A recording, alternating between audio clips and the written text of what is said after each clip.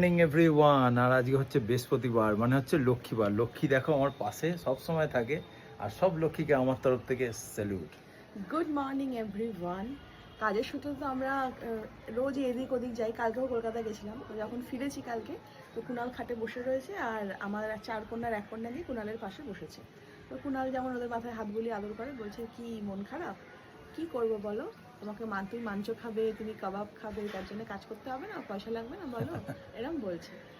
তো আমি ভাবছি যে মানে দিদি নাম্বার ওয়ানে কি রচনা ব্যানার্জিও বলছেন কুণালকে যে তোমার হাজব্যান্ড কতটা সাপোর্টিভ বলো তো, ওনার সব কাজ ফেলে দিয়ে এখন তোমার সাথেই মানে তোমার কাজেই যুক্ত হয়ে গেছে।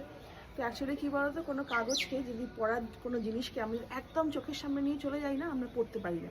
সেরকম আমাদের খুব কাছের মানুষগুলো, তাদের যে ছোটো ছোটো দিনের পর দিন আমাদের জন্য স্যাক্রিফাইস, যে অবদান, সেগুলো ওরা এতটাই কাছে থাকে, সেগুলো যেন আমরা ওদের এই অবদানগুলো বুঝতে পারি না, কিন্তু মাঝে মাঝে রিয়েলাইজ করি, কিন্তু বলতে ইচ্ছা করে না। যাই হোক, আজকে সবার সামনেই বলছি থ্যাংক ইউ কুণাল এতটা সাপোর্ট করার জন্য। দেখো, হার্ডওয়ার্ক তো দরকার, যে কোনো সাফল্য বা উন্নতি উপরে উঠতে গেলে হার্ডওয়ার্ক দরকার, তার সাথে লাকটাও ম্যাটার করে, খুব ম্যাটার করে, আমি বিশ্বাস করি। কিন্তু যদি কাছের মানুষের সহযোগিতা না থাকে না, সেই রাস্তাটা খুব আনইভেন হয়ে যায়। একটু ঠেলে তুলে দেওয়া, আর কিছু না, অনেকটাই অবদান।